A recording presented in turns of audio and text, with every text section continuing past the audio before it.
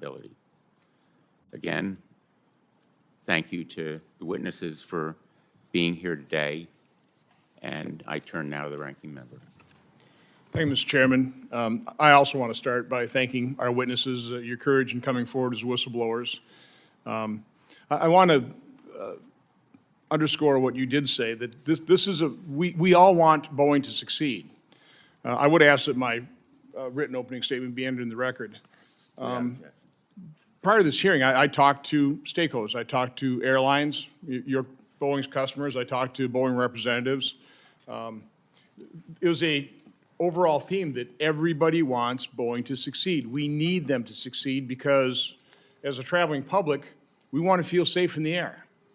And I think I entered this investigation acknowledging the fact that airline travel is still probably the safest way to travel. It's what I keep telling myself when I hop on an airplane, and even when I hop on a 737 MAX, it's been taken care of. We need more whistleblowers. Not only in Boeing, but we need them in the airline, in their maintenance departments. We need whistleblowers from the FAA. This is a very complex business. They're complex products. It's a complex problem.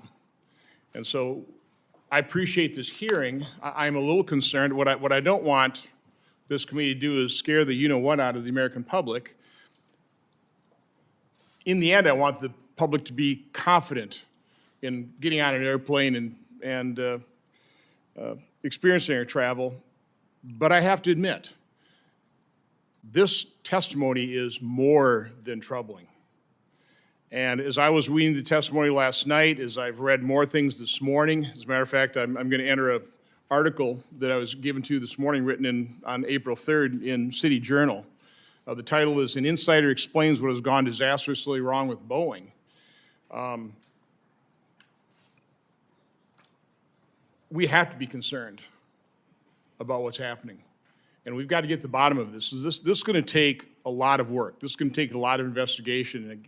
And again, we need to hold these hearings, but we need to do the detailed work, and we need more information. We need people coming forward on all sides, okay? But I do want to just quote from this article. It's an interview with an insider, a whistleblower that's not coming public. But he tells a story of elite dysfunction, financial abstraction, and DEI bureaucracy that has poisoned the culture, creating a sense of profound alienation between the people who occupy the executive suite and those who build airplanes. Goes on, right now, we have an executive council running the company, Boeing, that is all outsiders. The current CEO is a General Electric guy, as is the CFO whom we brought in. We have a completely new HR leader with no background at Boeing. The head of our commercial airplanes unit in Seattle, who was fired last week, was one of the last engineers in the executive council. The headquarters in Arlington is empty. Nobody lives there. This is an empty executive suite. The CEO lives in New Hampshire. The CFO lives in Connecticut. The head of HR lives in Orlando. We just instituted a policy that everyone has to come to work 5 days a week except the executive council, which can use private jets to travel to meetings. And that is the story. It's a company that is under caretakers. It's not under owners, and it's not under people who love airlines. In this business, the workforce knows if you love the thing you are building or if it's just another set of assets to you. At some point, you cannot recover that process or recover with process. You cannot recover with process what you have lost with love.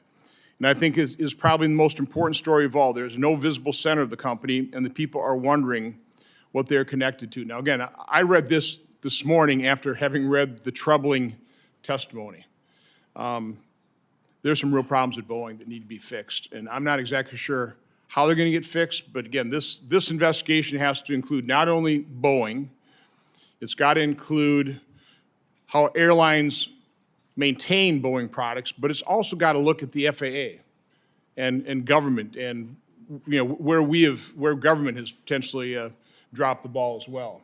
So again, this has to be a detailed investigation, and the end result has to be toward helping Boeing succeed by exposing the truth. So again, I appreciate the hearing, and I'm looking forward to the witnesses, and again, thank them for their participation. Thank you very much, Senator Johnson. I think you've heard bipartisan accord